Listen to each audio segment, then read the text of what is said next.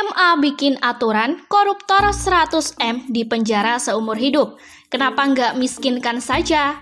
Ditulis oleh Ek Hardy di siwa.com. Beberapa hari lalu, MA mengeluarkan peraturan MA nomor 1 tahun 2020. Peraturan ini dibuat untuk menghindari perbedaan hukuman yang mencolok bagi satu koruptor dengan koruptor lainnya. Untuk menghindari disparitas perkara yang memiliki karakter serupa, diperlukan pedoman pemidanaan. Perma itu ditandatangani oleh Ketua MA dan diundangkan pada 24 Juli 2020. Perma ini berlaku untuk terdakwa korupsi yang dijerat dengan pasal 2 atau pasal 3 UU Tipikor. Prinsipnya terdakwa merugikan keuangan negara. Perma ini membagi 5 kategori. Kategori paling berat yaitu kerugian negara lebih dari 100 miliar. Kategori berat yaitu kerugian negara 25 miliar hingga 100 miliar. Kategori sedang yaitu kerugian negara 1 miliar hingga 25 miliar. Kategori ringan yaitu kerugian negara 200 juta hingga 1 miliar. Kategori paling ringan yaitu kurang dari 200 juta. Begini simulasi hukuman berdasarkan Perpa 1 2020 itu. Penjara seumur hidup atau penjara 16 tahun hingga 20 tahun. Terdakwa korupsi 100 miliar lebih, kesalahan tinggi, dampak tinggi, dan keuntungan terdakwa tinggi.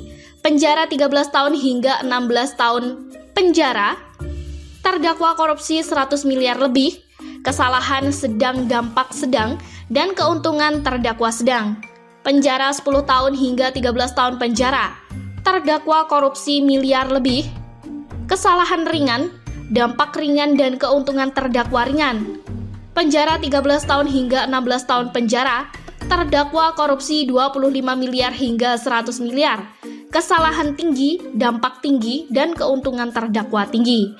Penjara 10 tahun hingga 13 tahun penjara. Terdakwa korupsi 25 miliar hingga 100 miliar. Kesalahan sedang, dampak sedang, dan keuntungan terdakwa sedang. Penjara 8 hingga 10 tahun penjara. Terdakwa korupsi 25 miliar hingga 100 miliar. Kesalahan ringan dan keuntungan terdakwa ringan. Mungkin ini bisa dikatakan bagus dan hukum mulai lebih tegas. Tapi ini masih banyak teori, belum terlihat bagaimana prakteknya nanti. Saya tidak perlu jelaskan kepada pembaca bagaimana komentar dari publik. Pembaca pasti sudah bisa menebak kalau mereka maunya hukuman mati kepada para koruptor. Di Cina, korupsi sangat beresiko karena diancam hukuman mati. Sudah tidak terhitung berapa banyak politisi, pejabat, atau siapapun yang melakukan korupsi atau terlibat suap. Tanpa pandang bulu, itu pun masih saja ada pelaku lain yang tidak jera. Bayangkan, dengan di Indonesia yang hukuman seolah tidak sebanding. Ada yang cuma di bawah 10 tahun, ada remisi sana-sini, potong masa hukuman, jalani masa 7 tahun sudah bebas bersyarat. Belum lagi, dengan kita lihat berita mengenai koruptor bisa hidup mewah di balik bui, dengan fasilitas AC dan lainnya layaknya orang tinggal di hotel. Kapan bisa membuat koruptor jera kalau begini caranya?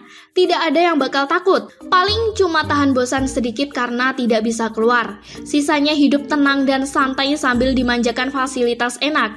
Bahkan ada juga berita di mana koruptor malah bisa plesiran. Maka dari itu, sudah bukan rahasia lagi kalau korupsi sulit diberantas. Kalau prakteknya model begini, jangan salahkan rakyat kalau mereka lebih berharap koruptor dihukum mati sekalian. Bereskan dalam sekejap, apalagi hukuman seumur hidup hanya akan membebani anggaran untuk merawat napi tersebut. Indonesia dari dulu sudah darurat korupsi, tapi banyak yang tidak bisa membaca situasi tersebut. Belum lagi aturan tersebut bisa diakali dengan korupsi 99,9 miliar. Lolos hukuman seumur hidup. Kalau tidak mau hukuman mati, seharusnya ada hukuman memiskinkan koruptor dan keluarganya. Berapapun besarnya korupsi itu, ini juga cukup bikin efek jera, karena penjara seumur hidup pun tidak akan banyak efek kalau bisa hidup enak di dalam. Bayangkan kalau semua harta dirampas, bisa apa? Menakutkan, bukan? Bila perlu, berikan denda 2 kali atau 3 kali nilai hasil korupsi.